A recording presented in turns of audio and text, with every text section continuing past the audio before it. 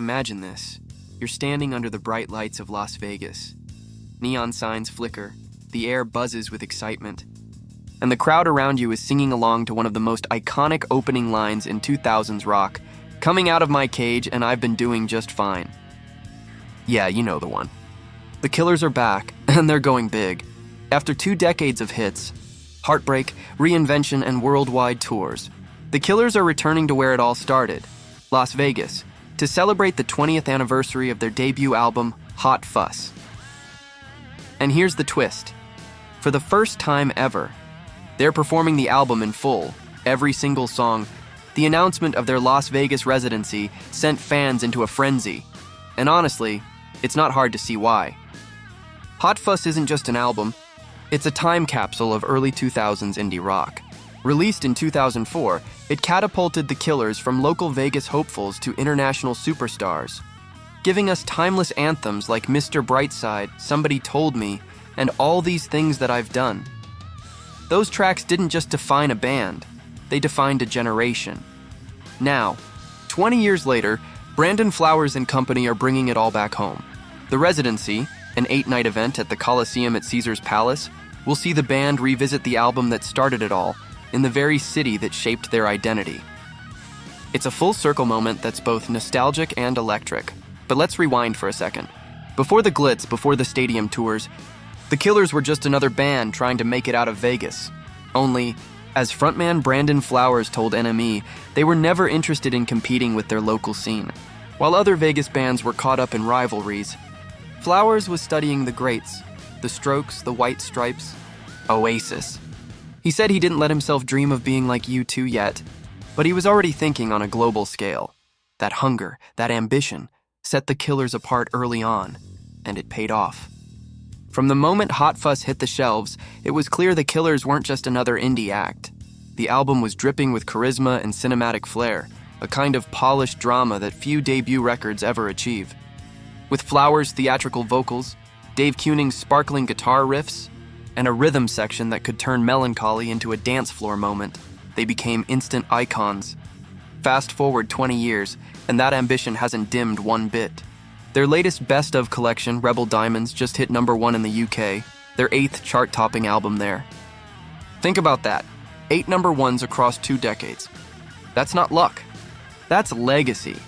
Flowers reflected on that legacy in a recent interview, and it's classic Brandon, confident, introspective, and a little self-deprecating. He admitted he still compares the Killers' work to the greats, like Tom Petty, to see where he's falling short. But even he has to acknowledge the growth, the evolution, and the honesty that shaped the band's journey. You can really see this band striving, maturing, growing, he said. And it's true. Whether they're chasing the perfect arena anthem or experimenting with new sounds, the Killers have never stood still, and that's why this Las Vegas residency feels so special. It's not just a nostalgia act, it's a celebration of everything the Killers have built. It's about looking back at where they began, but also recognizing the band they've become.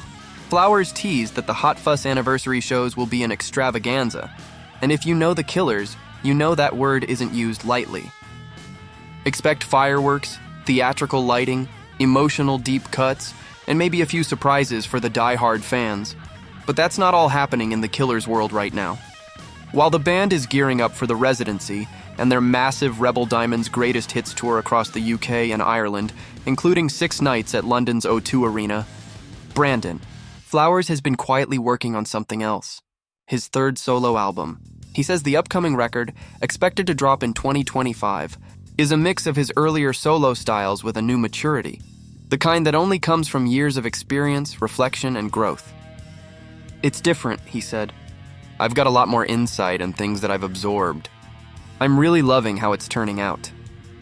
For fans who followed Flowers' solo work, from the introspective Flamingo to the ambitious, the Desired Effect, this new project is something to get genuinely excited about. He's always had a knack for balancing vulnerability and grandeur, and with nearly a decade since his last solo record, expectations are sky high. And honestly, it's fascinating to see how the Killers have managed to stay relevant in an ever-changing music landscape. In the early 2000s, they helped define the indie rock boom alongside bands like Franz Ferdinand, Arctic Monkeys, and The Strokes. But while many of those acts faded from the mainstream spotlight, The Killers kept evolving, experimenting with synth pop, Americana, and heartland rock, all while keeping that unmistakable Killers DNA intact. Maybe it's their ambition. Maybe it's Brandon's drive to keep pushing forward, to never settle. Or maybe it's that perfect mix of heart and spectacle that makes every Killers song feel cinematic. Whatever it is, they've managed to stay not just relevant, but vital. And now, as they return to the Vegas Strip, the city of showmanship, dreams, and reinvention, it feels poetic. After all, Vegas isn't just their hometown. It's their muse. From the neon-soaked nights that inspired Sam's Town to the glimmering melancholy of Dustland Fairy Tale, the Killers have always drawn from the paradox of that desert city, a place where hope and heartbreak coexist under flashing lights. So, whether you're one of the lucky few scoring tickets to the Hot Fuss Residency, or you're watching from afar, this is more than just a concert. It's a milestone, a love letter to a time when indie rock ruled the world, and a reminder that the Killers are still one of the most enduring and passionate bands out there. They'll also be headlining Boston Calling and the Governor's Ball this year, proving once again that they're as comfortable commanding massive festival crowds as they are delivering intimate Vegas moments. And for anyone wondering if they've still got it after 20 years, one listen to Mr. Brightside.